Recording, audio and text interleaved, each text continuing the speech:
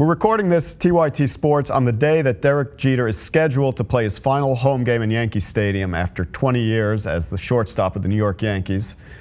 Of course, there may be a rain out, in which case this whole thing is completely irrelevant. But earlier this week, Keith Olbermann tried to rain on the parade already by kind of debunking and demythifying why Derek Jeter is so great and trying to claim that he doesn't deserve this great farewell and adulation tour that he's been getting all season long and that he should get tonight at Yankee Stadium. Now, the thing is, with Keith Olbermann's points, he's definitely an insufferable man. But if someone's arguing that Derek Jeter is the greatest player of all time or even one of the top players, then Keith Olbermann's points are actually very valid. I got no problem with them. But no one's arguing that, or few people should be. What we're saying is Derek Jeter was a great Yankee for the past 20 years, and he's getting a great farewell. There's nothing wrong with that.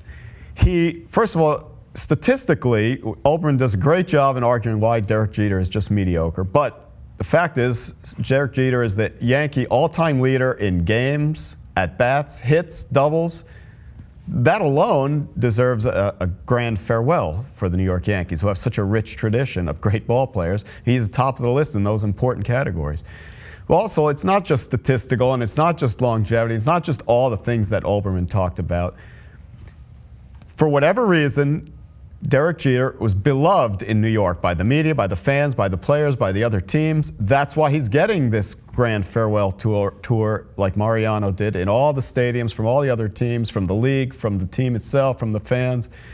Like, if the public wants it, if the public demands it, if the management wants it, if the league wants it, then that's a player who has, by definition, regardless of the statistics, has earned a farewell tour. It makes all the sense in the world to me to give him one. And this is a cathartic moment in New York. I lived in New York for many of the years that Derek Jeter was there, and everybody loved him. The baseball fans, not baseball fans, he was talked about. Yeah, sure, some of it was because he dated Mariah Carey or he was in the gossip pages, even though he wasn't scandalous.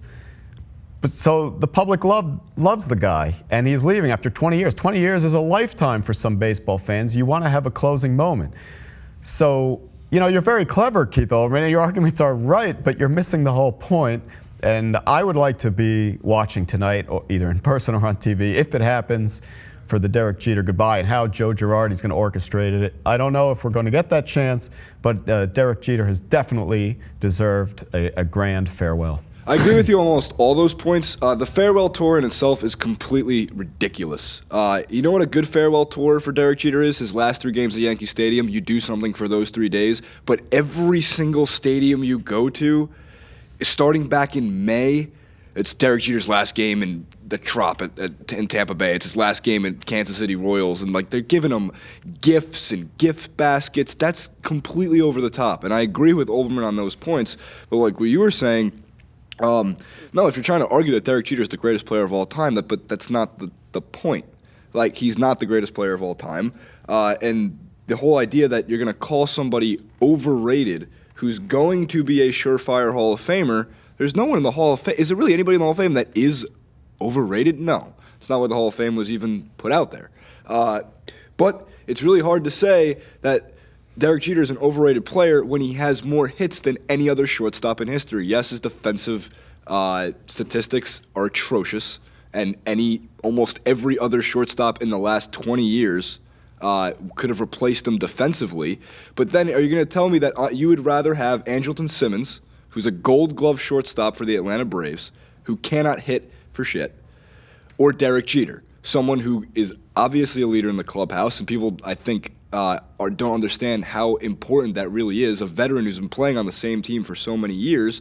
No, it doesn't boost your stats, but it's a presence. It's a presence that matters. Dick Olbermann also argues that Bernie Williams and Paul O'Neill and Phil Rizzuto and Mickey Mantle were unceremoniously dismissed. If that's all true, well, then maybe that's a mistake that the Yankees made, but that doesn't mean they have to unceremoniously dump Derek Jeter either. As far as the tour around the league, I agree with you, but who inspires that? Is the league directing the Kansas City Royals to give him a farewell, or is the Royals doing it on their own initiative? That's not Derek Jeter's fault. That's Yeah. like the main thing is like Derek Jeter did not go to Kansas City and say, I want a farewell tour on my last game in the middle of June. Right. Like he did. I guarantee that's the organization, either the Yankee organization or Major League Baseball, who is pushing that on every single team. Thank you for watching TYT Sports. Don't forget to subscribe and follow all of us on Twitter, especially me at Dave Kohler.